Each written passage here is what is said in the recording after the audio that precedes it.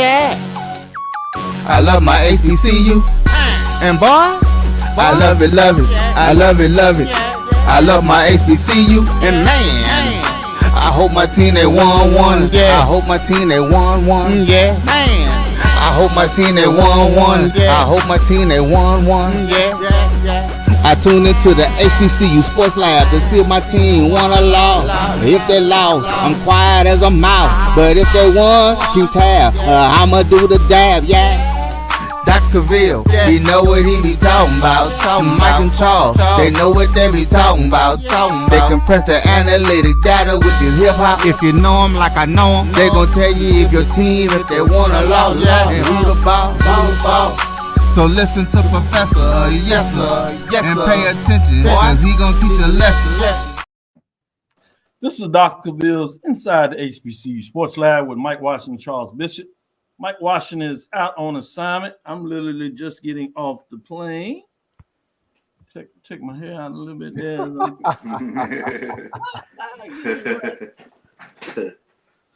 Inside the HBCU Sports Lab with Mike Washington, Charles Bishop. Mike Washington is on assignment. I'm literally, as I said, getting off a plane and just booted up. Boy, I tell you, got it good. Got in a little early, Charles. Thought I was going to jump on here as you leading it, but I snuck it away. I know you could have handled it, but I figured I would do what I do since I found a way to get in here on time. So none other than Charles Bishop and Wilton Jackson II. How you doing today, gentlemen? Doing well, Doc. Doing well. I mean, we issued out some hardware this past Sunday, talking about the games from Saturday. We got some great matchups coming into the weekend. But it just kind of dawned on me today. Wow, seemed like the football season just started yesterday, and we're already toward the end. So that's for sure. It certainly is toward the end. I don't know why you had to rub it in like that a little bit, but I know it is. It's good. So Wilton, how are you doing? It's like you talking about folks clenching and stuff like that. Wilton, where are you on assignment? You always on the move. Where are you? I am in Atlanta. I had to come to Atlanta for Atlanta Dreams press conference. They hired a new coach, and so I had to come there. They hired the former basketball coach at Florida Gulf Coast University, Carson Mexico. So I was there for that. What do you think of the hire? Since you, I actually like the hire. He's one of the more winningest coach in women's basketball history. He plays in a tempo that's very fast. He shoots a lot of threes. It's going to be a little different for Atlanta, for the Dream, a team that has not been shooting a lot of threes as a franchise. So, like, just to see what he's able to do with this franchise, and kind of continue the trajectory of where this franchise is going. I think it's going to be good to see. See, Wilton, I thought I'd let you show out a little bit since you didn't come in here with all this clenching and all this chest out big. Yeah, nah. I'm gonna save it for later. I knew it was coming. Welcome to Inside the HBCU Sports Lab. This is episode 585. With that being said, we're gonna get right into it. I'll get a chance to do a little bit more of the intro, but I'm gonna start with Charles and let him do some of the news of the day. Yeah, we start things off on a somber note as one of the great all-time greats in the SWAC and former Chicago Bull, Bob Love, Butterbean, they called him, Bob Butterbean Love. He passed away this past Sunday, I believe. He passed away at the age of 81. But this coming from HBCU Sports, the NBA world is mourning the loss of Chicago Bulls legend and Southern University alum Bob Love, who died on Monday after a long battle with cancer. He was 81. And this is a statement from the Chicago Bulls. Bob was a true legend and a beloved member of our family during his 9 remarkable seasons with the Bulls. Bob was a 3-time NBA All-Star, tenacious defender, and a cornerstone of our team. With his number 10 jersey hanging in the United Center rafters, his on-court achievements are forever etched in the history. But Bob's impact transcended basketball. So definitely thoughts and prayers to the Bob Love family. Before there was a Jordan, there was a Bob Love that was filling it up for the Chicago Bulls. My dad was a big Bob Love fan back in the day. Appropriately so. With that, let's do our appropriate, as we like to do here, particular our ancestors. Let's do a moment of silence, and we'll get right back to it.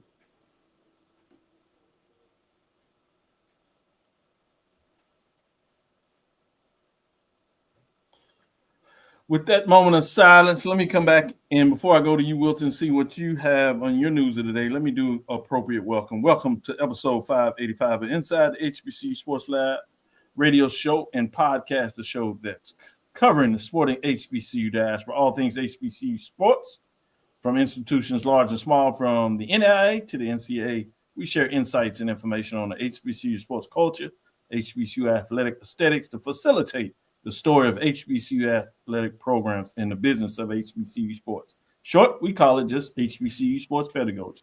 I'm your host, Dr. Kenyatta Cavil. My co-host, Mike Washington, Charles Bishop. As I said, Mike Washington's on assignment, so we have Wilton joining us, giving us some love. We're filming from our home studios and sending a signal live. KCOH 1230 AM studios with the Radio Hall of Famer. That's multi-Hall of Famer Ralph Cooper in a beautiful home, Texas Southern University from Houston, Texas. With that being said, on to you as I promised, Wilton Jackson. What the second? Make sure I get that second in there. It just rolls off the tongue appropriately and just sounds more. With that being said, Wilton, what's on your mind in terms of HBCU news of the day? So I'm going to get into some of the SWAC Football Weekly honors. Southwestern Athletic Conference tabbed Mississippi Valley State's Nathan Rimbert, Alabama A&M's Victor Barbosa, and Texas Southern's Athing Renfro, along with Jackson State's Robert McDaniel and Matt Knoll for SWAC Football Weekly honors. Rimbert hauled in 7 receptions for 130 yards, including a 60-yard touchdown that electrified the crowd. He tallied 65 yards after the catch, and his ability to create plays and capitalize on key moments was instrumental in securing Mississippi Valley's first win of the season. McDaniel had an impressive game, finishing with a career-high 14 tackles, including 9 solo stops. He also recorded 3 tackles for a loss and 1 sack during JSU's victory, along with a forced fumble to help seal the 16-10 win. Barbosa helped Alabama A&M defeat Grambling State as the Bulldogs came from behind for the 22-17 victory. He went 4-4 on field goal attempts with kicks of 45, 44, 38, and 19 yards. His 19-yard field goal gave Alabama A&M a 22-17 lead with 7:20 remaining. Jackson State punter Noel kept Alabama State pinned deep most of the game with an average start of their own 24-yard line. He averaged 44.4 yards per punt with 3 punts inside the 20 and inside the 5-yard line. And the newcomer, Renfro, ran for a career-high 129 yards as TSU closed out its home portion of the schedule on a winning note after defeating Bethune-Cookman 17-14. His 28-yard touchdown run in the early portion of the fourth quarter moved TSU ahead 17-7 following the point after the touchdown. Good information. Congratulations again to all those teams that won this past week, in particular Jackson State, Southern University. They locked in their bid to the SWAC championship game. It will be hosted in Jackson State. I guess we'll get a chance to talk a little bit about some scenarios we thought, and we were trying to do the calculations so we could either bring it on the show Sunday. We didn't have any information by then, but we had locked it in and thought about it. But all the other things that took place on Saturday, obviously Charles had to get out and get everybody's thoughts on that. But we guessed it right. I think I was a little off maybe on why, but in multiple scenarios, oddly enough, it came down to Jackson. And maybe we'll get a chance, depending on how it flow of the show, what they want to share that as we get in a little more of that discussion. But we will unveil the mid-major poll rankings. We're closing out on that championship, and it's down to basically 2 teams. We'll see what that looks like. Charles, with that being said, what's some other news of the day that you want to share with the people? Yeah, let's take a look at the MEAC weekly honors. North Carolina Central's running back Jamari Taylor was named the MEAC Conference Offensive Player of the Week. Howard's defensive back Robert Jones III, he earned the Defensive Player of the Week honors, while Delaware State's defensive back Dwayne Carter was named the Rookie of the Week, and North Carolina Central's A.C. McMoore and South Carolina State's Kyle Gallegos earned the Offensive Lineman and Specialist of the Week, respectively. Let's take a look at Jamari Taylor, what he did. He amassed 206 rushing yards and 3 touchdowns in North Carolina Central's 26-3 win over Howard. He also recorded 6 catches for 78 yards. We look back at Robert Jones III, the 6'1", 180-pound senior from Fairwood, Maryland, secured 1 interception and 6 solo tackles against North Carolina Central. Carter, he registered 2 pass breakups with 2 tackles in the game against Norfolk State. That's Delaware State's defensive back, Dwayne Carter, who was named the Rookie of the Week. We take a look at the offensive lineman of the week, McMoore, 6'1", 305 from Rock Hill, South Carolina. He recorded a 92% grade on his assignments with 2 pancake blocks, leading the Eagles with 563 yards of total offense. Break out the syrup for McMoore. And Kyle Gallegos, the 5'9", 150-pound freshman from Fort Worth. He collected 555 yards on 9 kickoffs with 6 touchbacks. He went 6 of 7 on point after touchdown kicks to aid the Bulldogs in their 54-7 win over the Morgan State Bears. So those are your MEAC players of the week.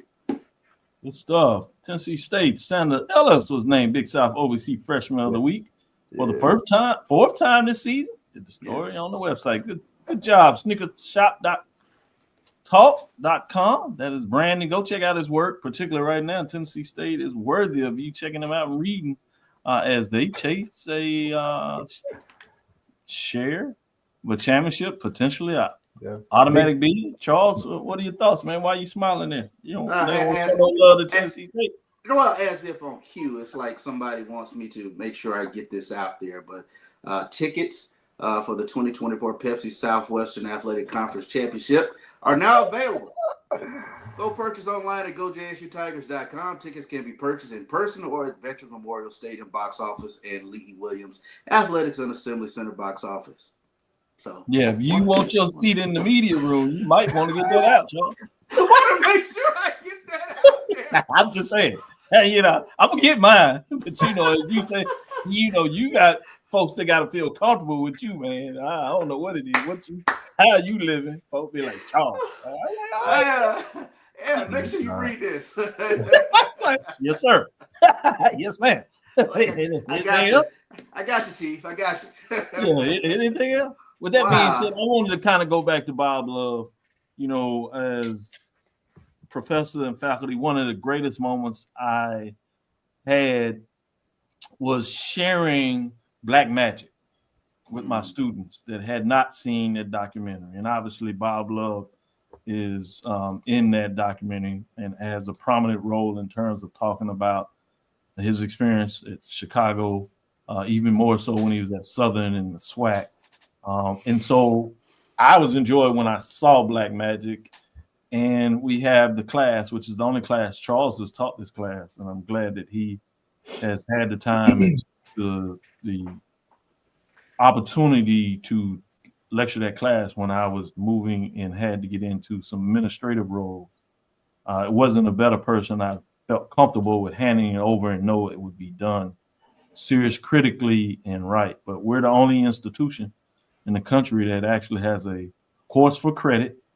It is embedded into our both our undergraduate and graduate course for the degree, which is the history of HBCU sports. We call it the sporting diaspora, and different mechanisms where we talk about it. And one of the things I do in that course is we have a dissertation that looks at the history of the SWAC all the way up to like the 80s, going back shortly before it was founded.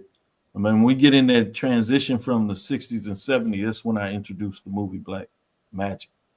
So, students, obviously reading is something they need to do, but you could tell the difference when they got to see the film and the music and the audio.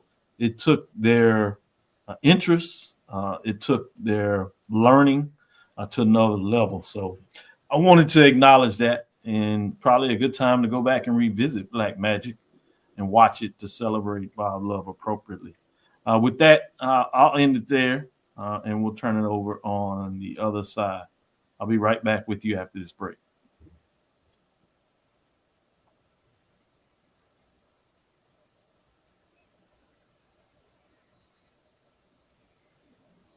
Choice Hotels is a family of brands that helps you get the most for your money so you can be any traveler you want to be. You could be a free hot breakfast hero at a comfort hotel. Yes! That's how you waffle. Mr. This script got a plot twist at a Radisson hotel. A business big leaguer. Go for key. Even the ultimate pool float inflator. With 22 brands and the best value for your money, Choice Hotels has a stay for any you. Book direct at choicehotels.com, where travels come true. Gotta get the corners.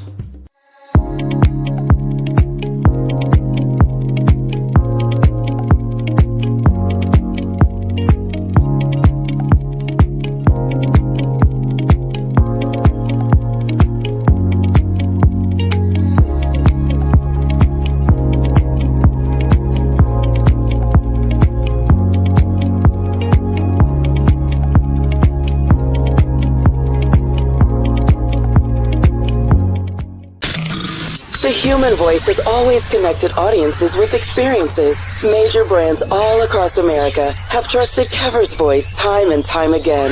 Conversational, powerhouse, intelligent, and sincere.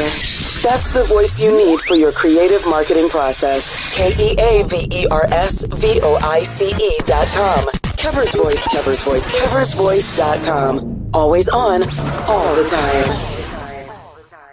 Compress the analytic data with the hip hop. If you know them like I know them, they gon' tell you if your team, if they wanna lose, and who the ball.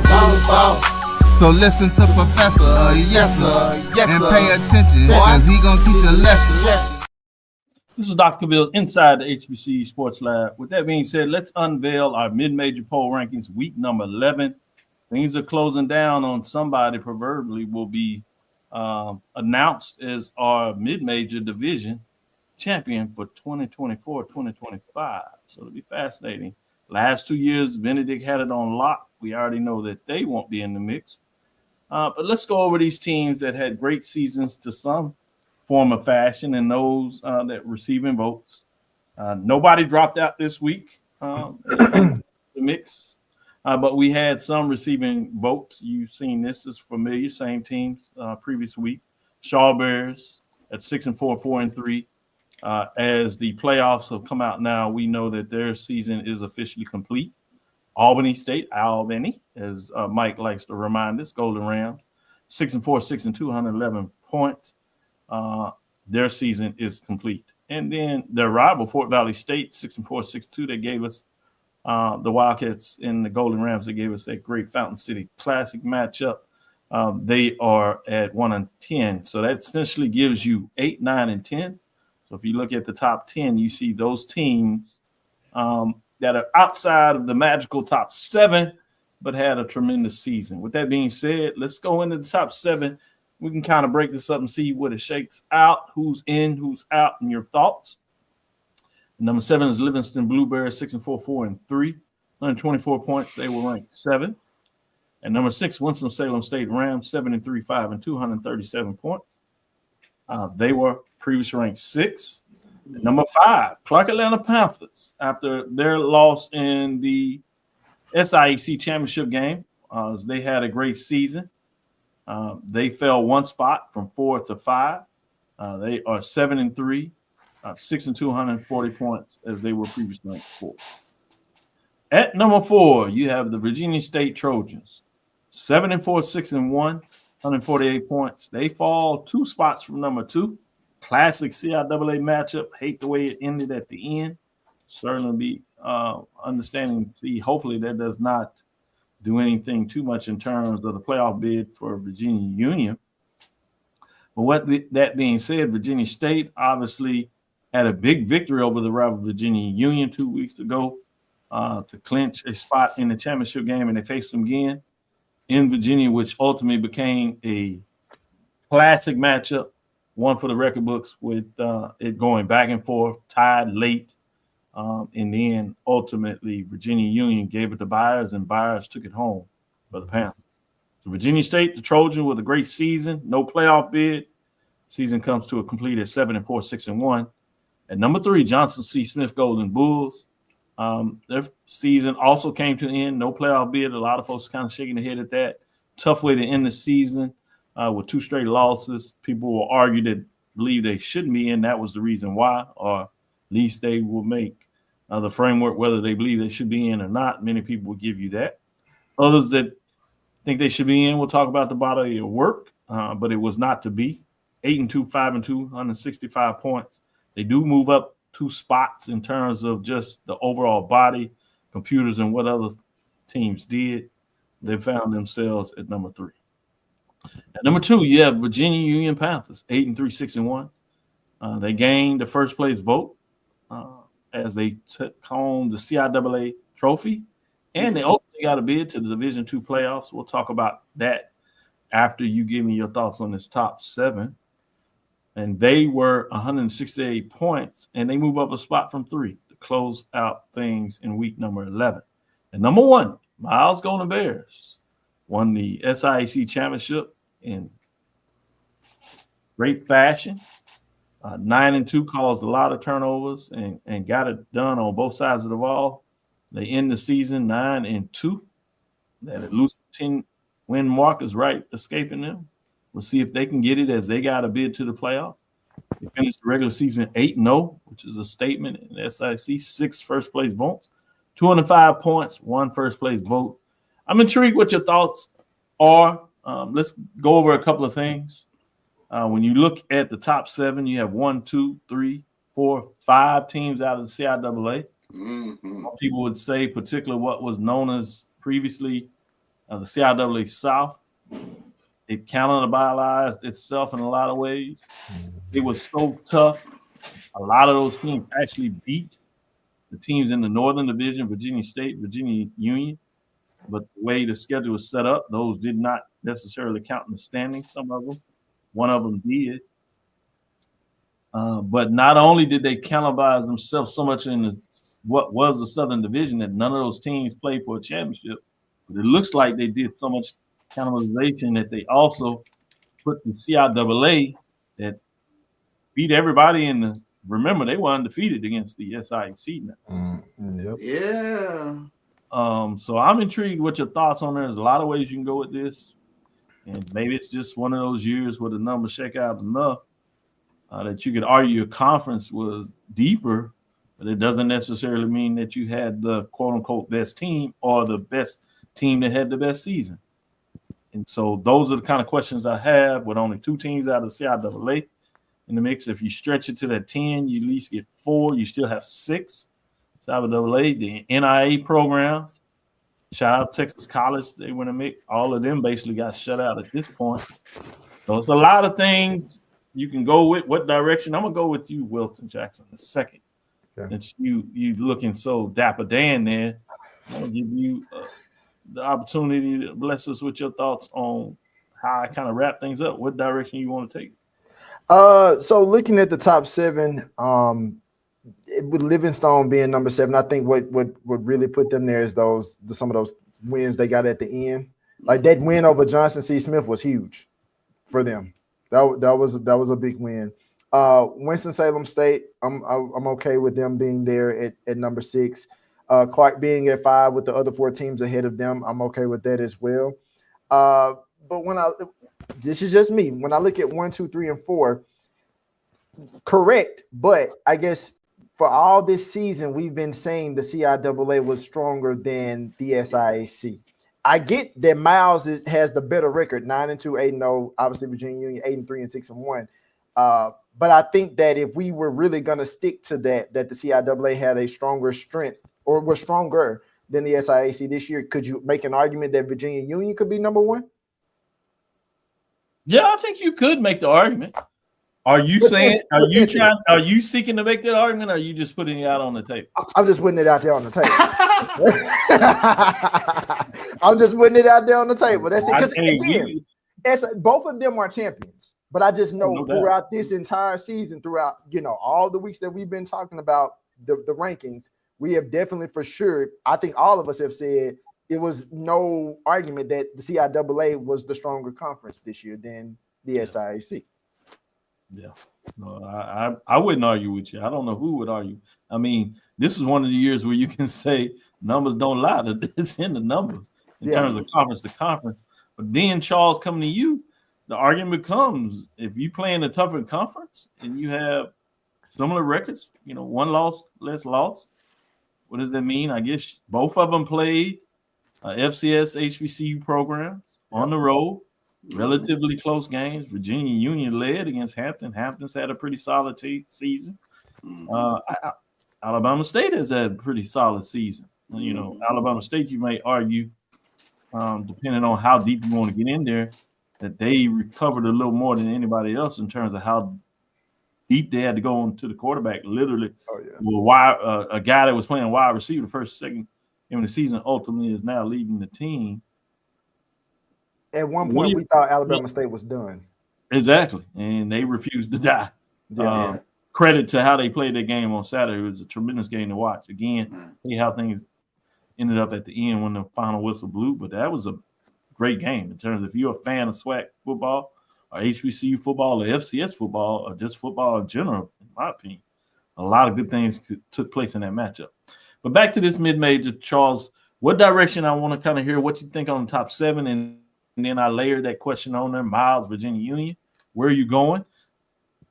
I'm really wanting to push Winston-Salem up. I mean, I know Clark played in the SIAC championship game, but if we're making an argument that the CIAA was the stronger conference this year, then probably I could flip-flop Winston-Salem and Clark right there, both with 7-3 records. Obviously, there's a discrepancy in the conference record, but and then Winston-Salem State, they have that win over Virginia State. But they do have 2 tough losses in conference. So I don't know. I'm trying to shove them up a little bit, but it's tough to make the argument with the 2 conference losses. But when you take a look at Miles and Virginia Union, Wilton, you on to something, man. If our argument is the CIAA got the sweep over the SIAC, which team don't I want to see at this point in the season? And with that being my deciding factor, right now I don't want to see Miles at this point in the season. I think Miles is playing probably some of the best football that they played. They've really jumped out on Clark. I mean, from the jump, it was impressive to see what they did against Clark, because I thought that was going to be more of a game than it was. But probably I'm okay with Miles being number 1 in front of Virginia Union. We do have the playoffs. Mm-hmm. When asked about the playoffs matches, I want to get your thoughts on that. That is Carson Newman, the Eagles sit at 9-2. They will go on the road to Fairfield, Alabama, Greater Birmingham, to Albert J. Sloan Alumni Stadium to face Miles Golden Bears. As you see, are 9-2, 8-0 in conference play. So that's one of the matchups. So what are your thoughts in terms of that matchup? But before we go into that matchup, you also have Virginia Union Panthers 8-3. They go on the road at Wingate Bulldogs 9-1. Irwin Belk Stadium, Wingate, North Carolina Central. The number 1 seed is Valdosta State. They had that vaunted Southern Gulf Coast Conference over there, right? Gulf Conference, I should say. But they're led by HBCU graduate. But you would need a major upset in the second round, probably for both of these teams. But obviously, they got to get past this first round to see them play each other head-to-head, and basically what would be a bid to the final 4 teams out of this region. So one question I had before we look at these matchups is, would you be more interested in seeing the playoff matchup, or would you have an interest of seeing Miles Golden Bears take on Virginia Union Panthers in a neutral site for a mid-major HBCU championship or a bowl game, which would be a de facto championship? Mm-hmm. Charles, which one would you rather see? Absolutely. Why? I want to see a 14 playoff where you're taking a look at the top 4 mid-major teams. He said 14. Okay. Yeah, I would love to see that. I'd love to see Miles versus Virginia State and Johnson City versus Virginia Union. I think it would be have the intrigue, and then you get your mid-major champion there at the end. I think it just creates. I think our fan bases want to see those matchups. I mean, obviously, we had to break through that mindset with regards to the SWAC and the MEAG not being in the playoffs. And to be honest with you, quite a few of us still are back, still want to see, the playoff matchup. But we see the success of the Celebration Bowl, and it would be great to replicate that at the Division II level for our HBCU. Can it be replicated, Wilton? And if it can, which one would you have more interest? Before you answer that question, one of the things that's what a little more challenging, whether it's FCS or Division II, is how you would carve out the rules that would allow you to play a mini playoff game with 4 teams regardless. So without that part of it, let's just talk about a 1-game scenario bowl game. Would you have more interest in that? Wilton? Absolutely. Because here's the thing.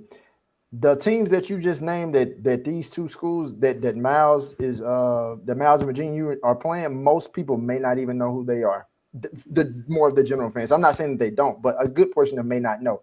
But I think that to know that if they were going to be playing each other, Miles and Virginia Union, in a bowl game, very similar to like how the SWAC and MEAC played for the Celebration Bowl, I'm almost guaranteed that you would get way more interest in those games, in a game like that, from fans. Obviously, the alumni from those both institutions would tune into their game on TV. They would come out to their game. I definitely think that with what we see continuously with the Celebration Bowl, on the SWAC and MEAC level, I definitely feel like it could be duplicated with the CIAA and SIAC. Oh, great information, great comments, great thoughts. With that being said, let's extend this a little more and let's go ahead and give love and get back into the real world. And let me get your thoughts on Carson Newman, the Eagles, taking on Miles Golden Bears. Charles, where are you going with that matchup? Can Miles get it done? They're at home.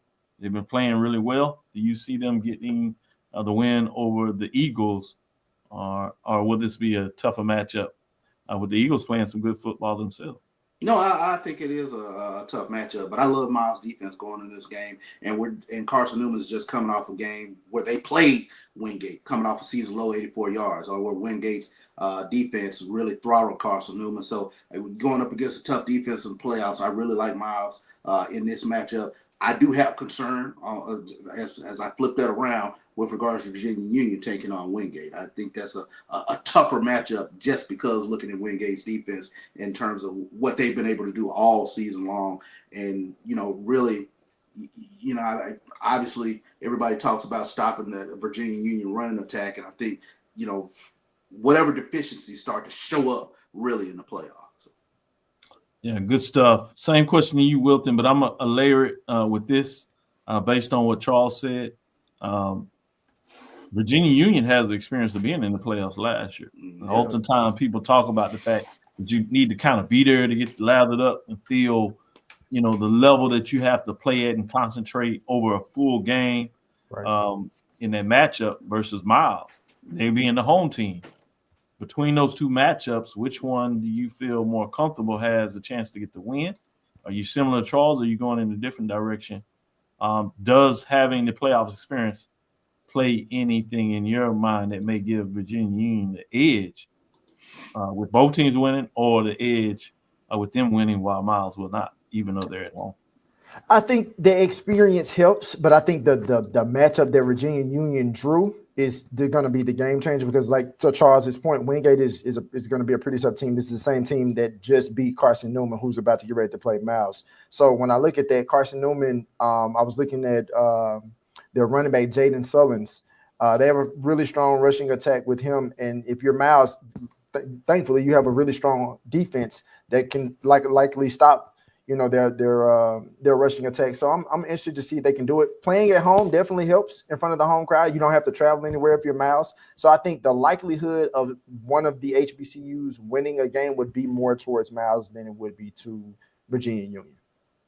Certainly. We'll take our next break. Heard the comments asking the question, who says that MEAC can't have a team in the playoff?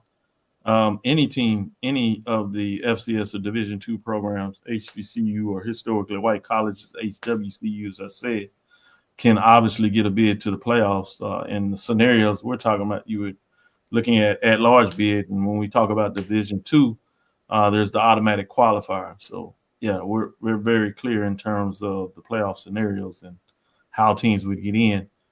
We were talking particularly about the Division II and what that looked like in terms of the matchup. But we'll turn the page and get a little more into the FCS level in the next segment, and we'll talk about some of those key games and matchups coming up this weekend. Probably the biggest one in terms of the playoffs at the FCS level will be Tennessee State as they take on Southeast Missouri. Another big one is going to be for a different reason, which is North Carolina Central on the road to Delaware State with the suspensions that came out. I want to see what these guys think in terms of how much that may affect them. If they can find a way to get the bid, arguably you could say both of them would be in a position to get playoffs. regardless if Tennessee State wins or loses. Some people would say they should still be in. If they win, they lock it up, probably to get in. In some cases, depending on tiebreakers, they may actually get in as the automatic qualifier we see. So we'll break a little bit of that down in the next segment and tell you what that means and what that will be. And we'll talk about a couple of other key games to keep your eyes on for various reasons. Stick with us after this break. It's never too early to plant the seed, to share the tradition, and instill a sense of pride in your HBCU with your little ones. HBCU Pride and Joy Children's Boutique helps you share your school spirit with a wide selection of adorable kids' apparel and accessories officially licensed from your favorite HBCU. Visit hbcupridejoy.com and follow us on all social media at HBCU Pride Joy on Facebook and Twitter. Supermarket sushi, really? No. Wait, Troy, you work here? I'm never not working. Like Head & Shoulders Scalp Shield technology, up to 100% dandruff protection, even between washes. Never not working, huh? Oh, Troy, you're such a good teacher. Yeah, I know. Never not working. Never not working. Never ever not working. Are you serious? Never not working. Dandruff protection that's never not working. Head & Shoulders Scalp Shield technology. Hey, grab me one too.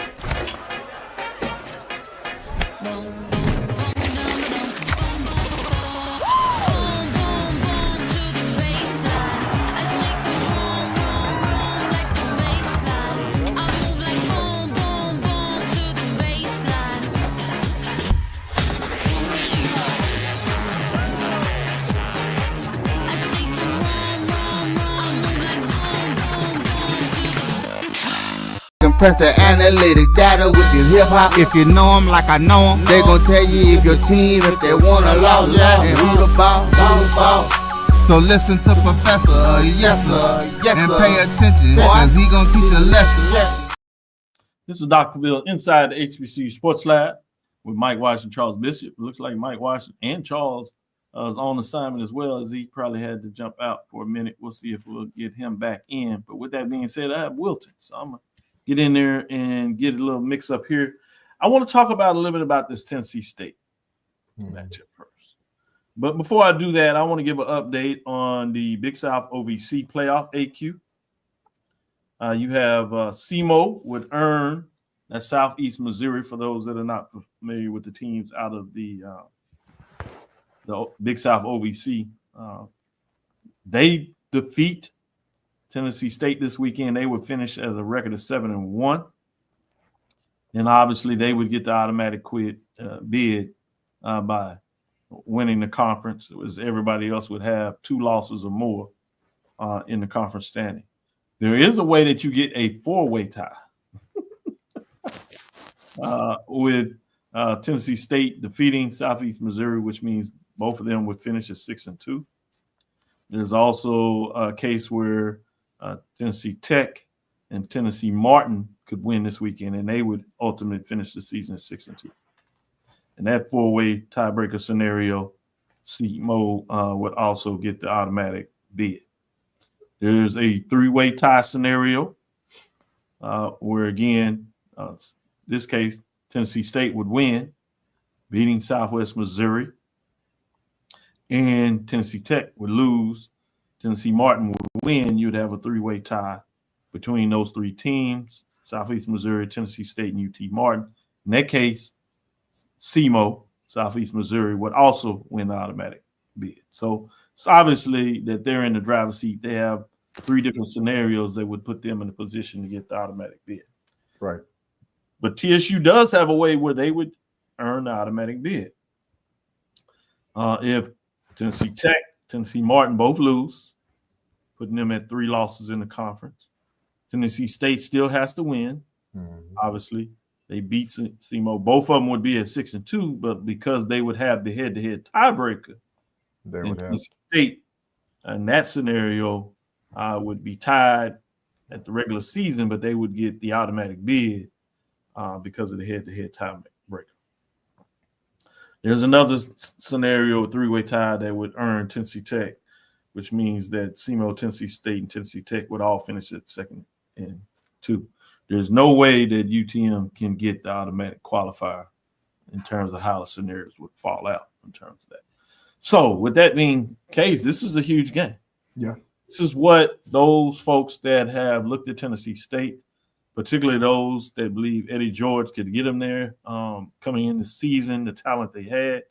A lot of ways, that's what people are looking at. This is what your expectation.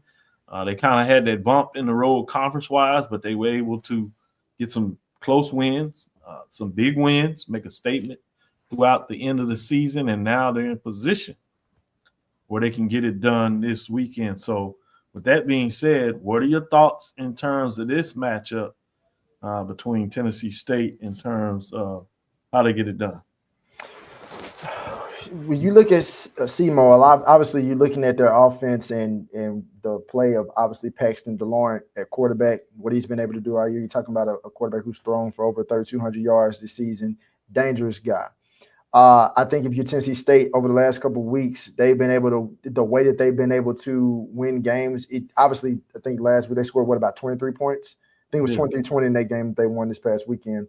So it's going to take, obviously, to slow down this SEMO team, the defense is going to have to be elite, or at least pretty consistent in making sure that he doesn't have a strong game to win this game. And then also your own quarterback. Like I said on this show, probably towards the middle part of the season, when we were still trying to figure out where Tennessee State was with Draylon Ellis, like he really took that step this year. And so knowing that, it's like, okay, if you're Tennessee State and this is the year where they're supposed to do it, this is the time.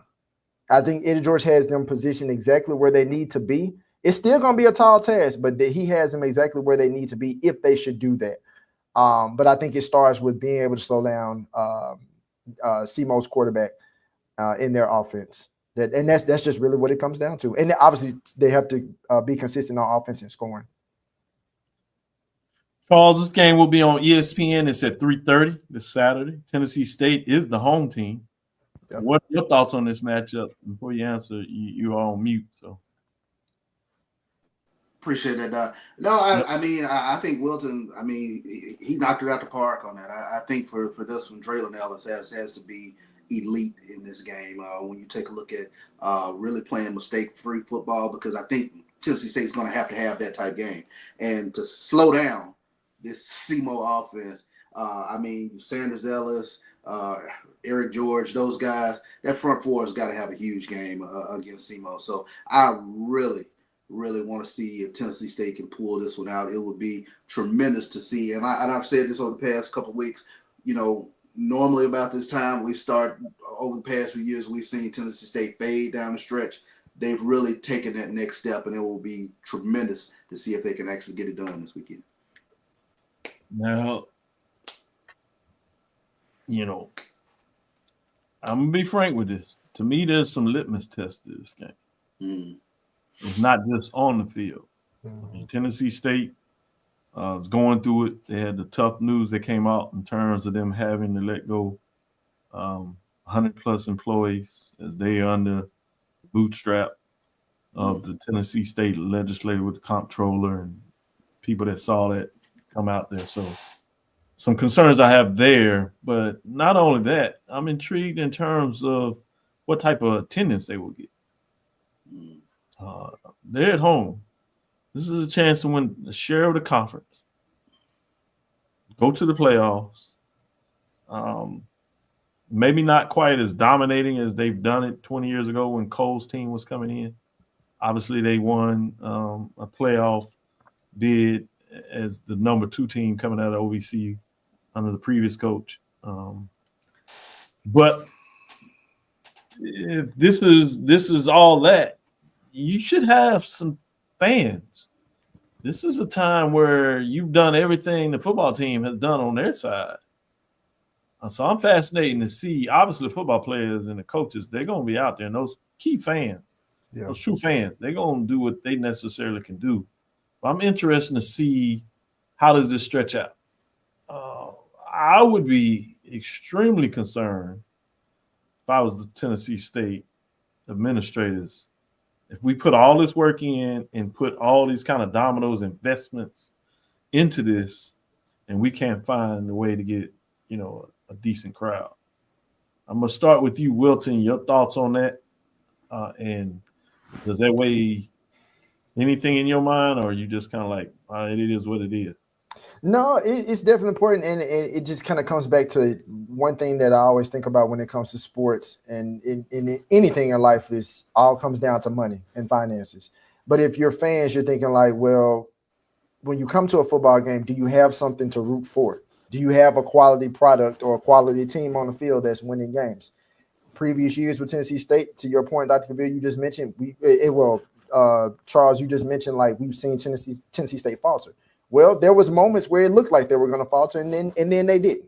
And so it's like you're at a point now where, okay, we have a chance to win the Big South OVC.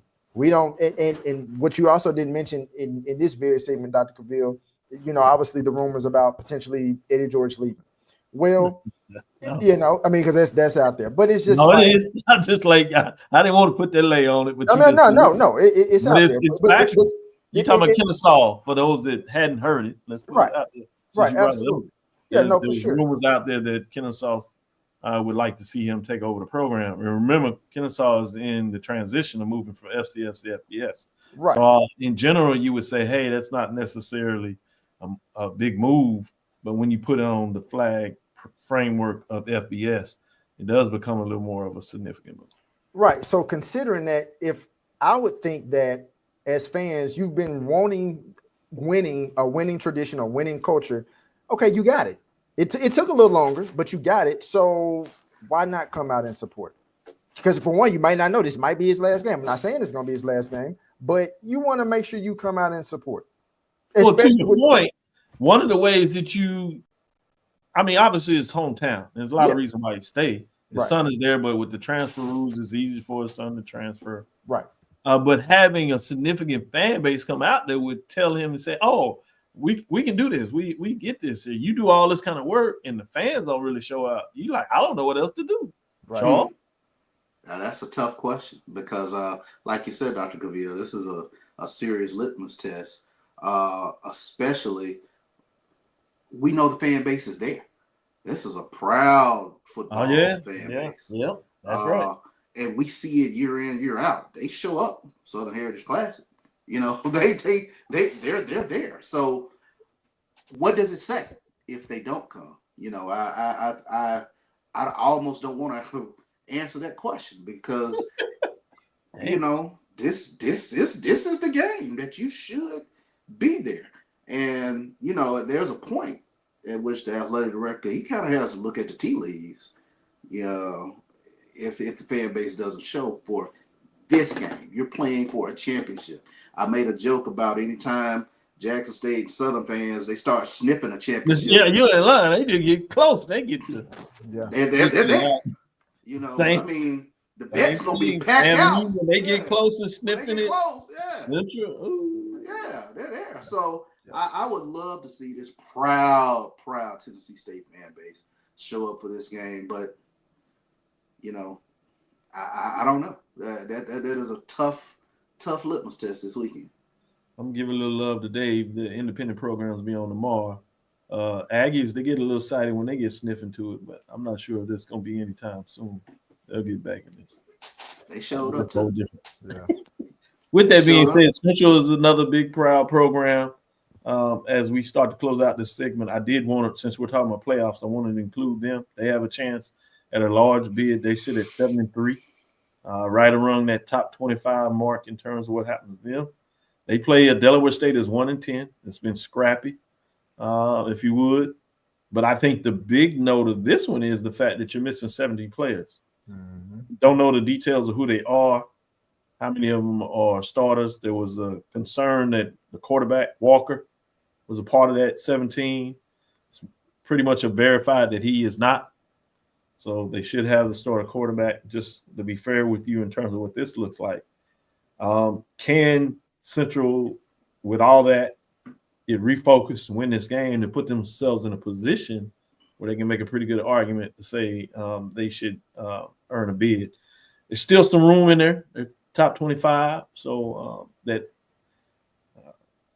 non-Division 2 win may sneak in there a little bit. But what are your thoughts in terms of the matchup for them been to be able to still get this win over Delaware State and put themselves at least in a position to put their resume on the table for a playoff, Charles?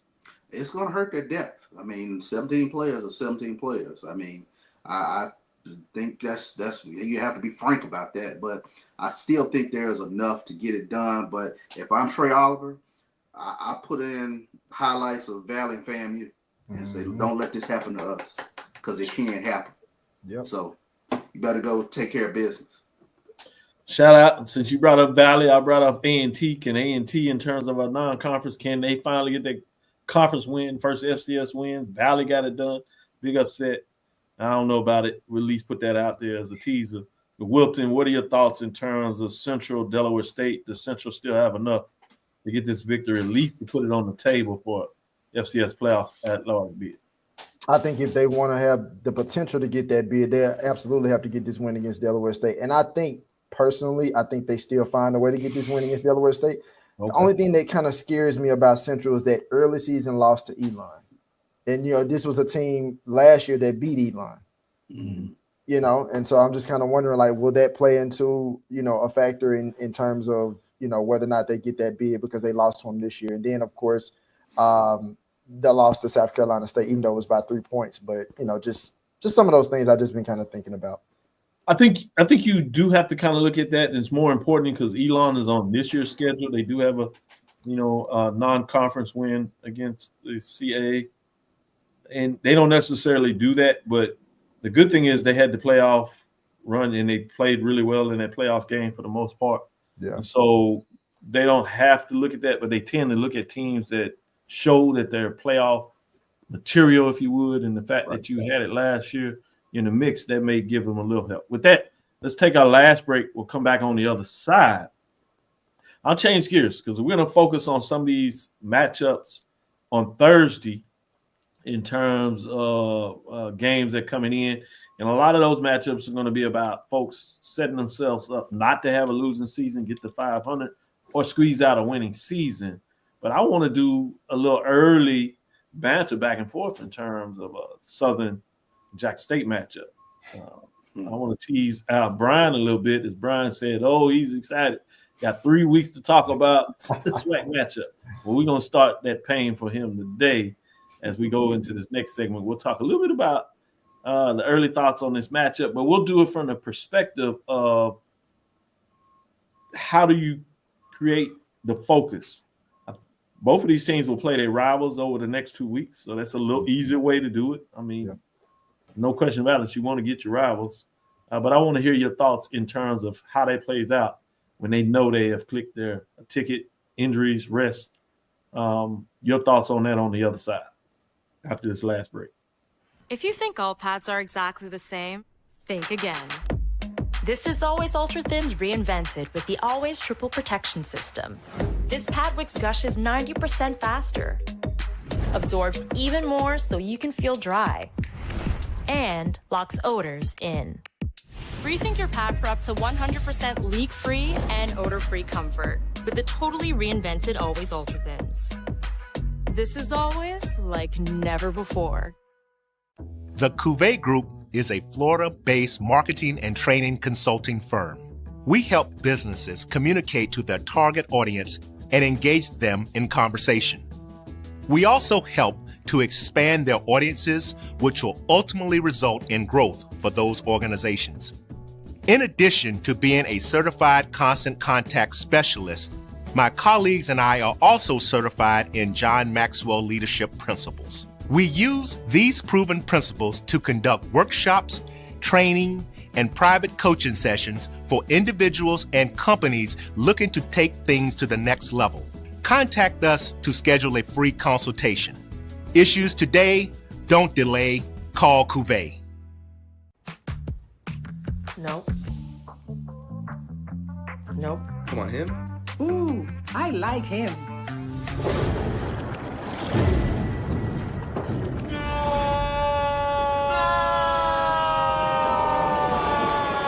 Quick, the quicker picker-upper.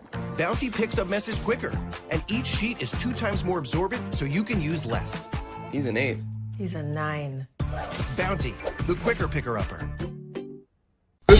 Press the analytic data with your hip hop. If you know them like I know them, they gon' tell you if your team, if they wanna love, and who the ball. So listen to Professor, yes sir, and pay attention, cause he gon' teach a lesson. This is Dr.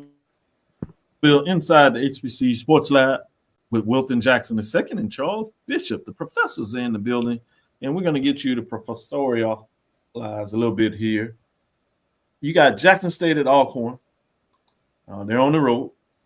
Jackson State comes in at 9-2, number one team in Dr. Cavill's poll, top 25 team, right there on the mix in terms of where they are in many FCS polls out there.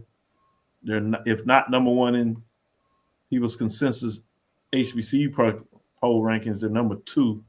As I said, they're number one in ours, but they take on Alcorn, which is a top 7 team. They're at 6. So it's a pretty good team that has a winning record coming into it. 5-2 with Chase and Southern, but Southern did not relent, got the win. So you have this matchup. Then on the other side, the following Saturday after Thanksgiving, you have the traditional Bayou Classic featuring Grambling and Southern. Grambling is essentially a top 10 team in and out of the poll right there. You got a Southern team, clinched the division. They know they'll be playing the following week in terms of the SWAC championship game. Then the winner of that game, the rest of the week plays in the Celebration Bowl as it's been moved. So with all that stacked out, rivals, locked in things, how do you prepare this last 2 weeks? How do you go into these matchups? Charles, what do you say? I mean, I think the decision's already been made. No starters will be rested. I think Jackson State's depth will be tested. They lost some notable people from what I understand for this Alcorn game. And Lorman will be rocking. I mean, they're really going to have to circle the wagons. And I think that's one of the things that Jackson State has done really, really well this year. They've come up with this term, this we-fence term. Yeah. And they've really circled the wagons in a way that you really want to see a team circle the wagons going down the stretch. And I think somehow, some way, although it'll be very difficult against Alcorn, they get the victory against Alcorn. But it's going to be a tough one. That can be a game that easily goes into the fourth quarter. And Jackson State's defensive depth, I think, will definitely be tested because that's where they've stood the test of time over the past 3-4 weeks now. Wilton?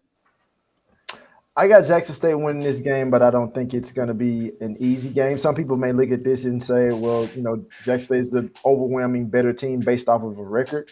If you know anything about this game, you throw records out for the Soul Bowl. This game 2 years ago, when it was at Alcorn, came down to a Travis Hunter toe catch in the corner of the end zone. Right. Yep.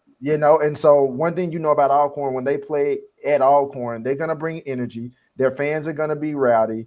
Like TC said it in his press conference this week, these players, and even if you just come into the game, you see things at Alcorn that you ain't never seen before. And just being real, you really do. And so it's just like if those players aren't really locked in, which I think that they will be, even with the players that won't necessarily get a chance to play, to Charles' point, this is where when you're in practice, when you have that opportunity to say, hey, the number twos are going to have to step up and come in and play, this is where they get that opportunity because they have to step in and play. Jackson State's defense will definitely have to show up because you really don't know which quarterback you're going to get from Alcorn because they had a backup quarterback that came in, and they're going to have to stop the running game, even with Ja'Cory Sewell, because he'll still be playing. So, and you better find Malachi Bailey wherever he is. Absolutely, a game record.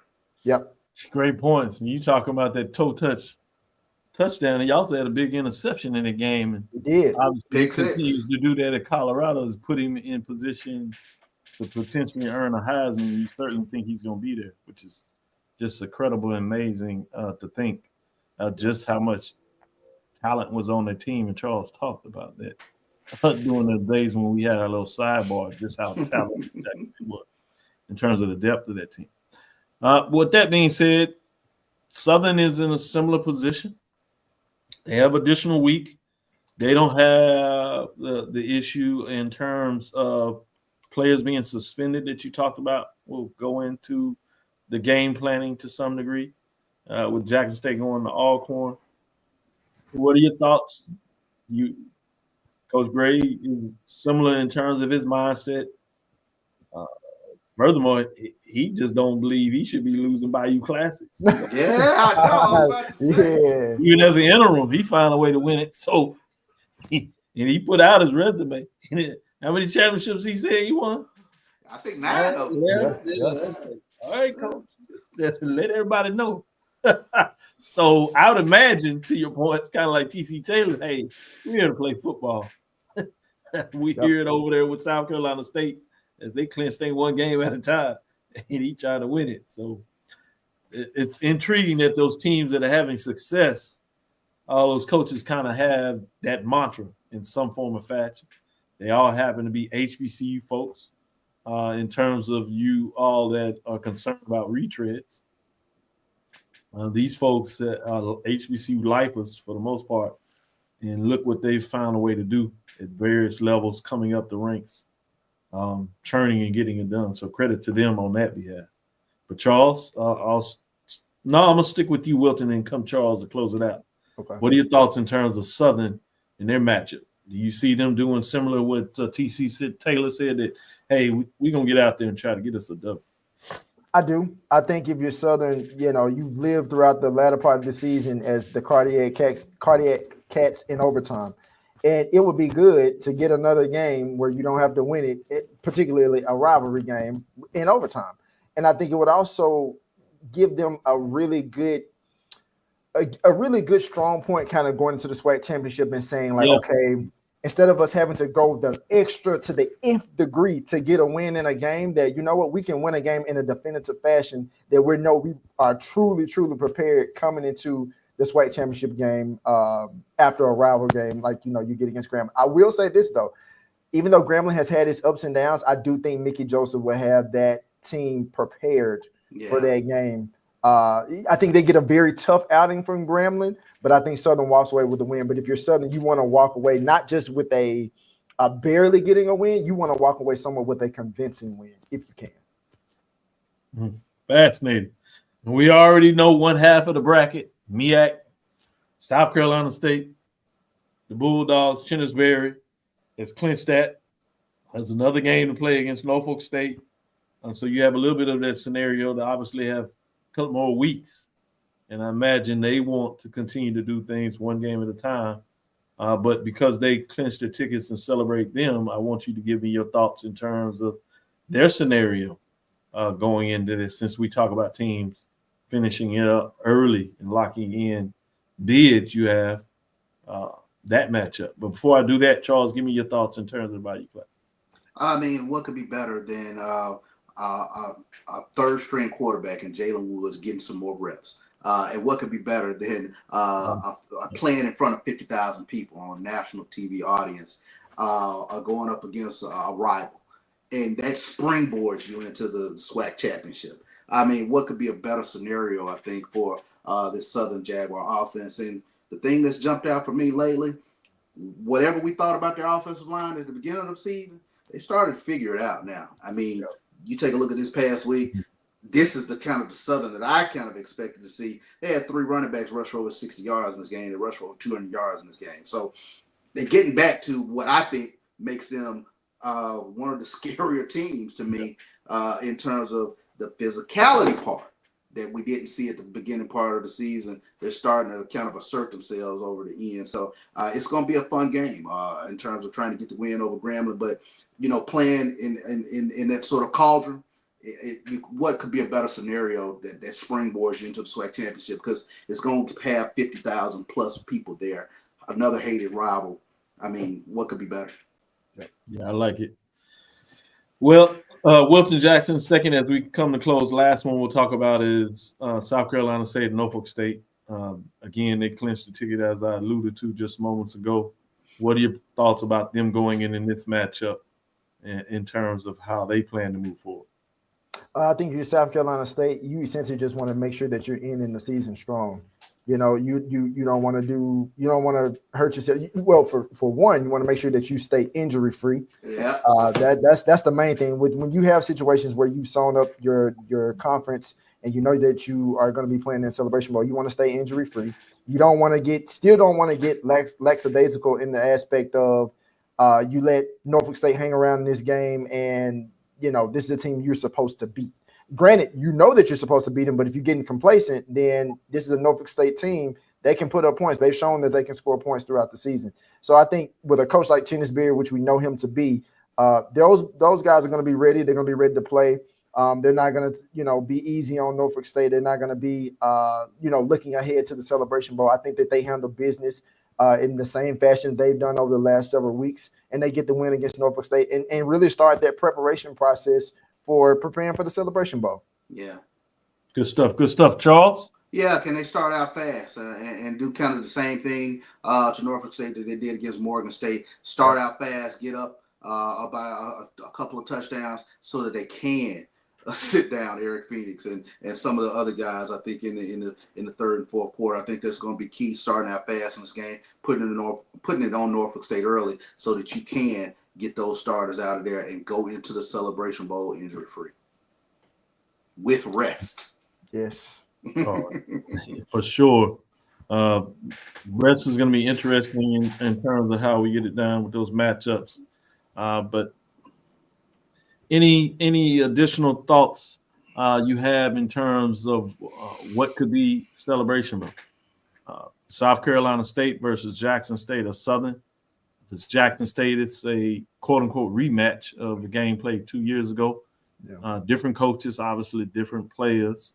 Or it could be the entry in terms of Southern making their first trip, going to play South Carolina State. For those that have followed HBCU over the years, recall when South Carolina State and Southern played in Atlanta for the classic. Yeah. When you go that far back, Wilton, sticking with you. And in terms of that, what are your thoughts in terms of what that looks like? In terms of, I probably will be a little biased when I say this. I think the better draw in the matchup would obviously be Jackson State and South Carolina State. If Southern gets there and if Southern beats Jackson State and gets there and plays against South Carolina State, I still think it'll be a good game. You're talking about two coaches that know HBCU football well. Obviously, Terrence Graves, Chennis Berry. I think both teams will be prepared, but I will say this specifically if it's a Jackson State, South Carolina State matchup. And I said this on the show Sunday. Being that Jackson State just faced Alabama State, which was a really tough defensive opponent, very physical, I think that was a really strong test for them and something that they could potentially see again when they play South Carolina State. This is this test. It was like Jackson State has been pretty much physical all throughout the SWAC all season, and so knowing that they were going to get that, essentially a big punch from Alabama State, and knowing that the defense was able to pull out that win, and obviously running backs like Irv Mulligan and some others weren't able to really. Jackson State wasn't able to really like run the ball like they typically would. But what's going to happen in that case if that's to happen against South Carolina State? Well, you pulled out a win against a very physical Alabama State team. So now you have some continuity, you have some experience in dealing with what that could potentially look like.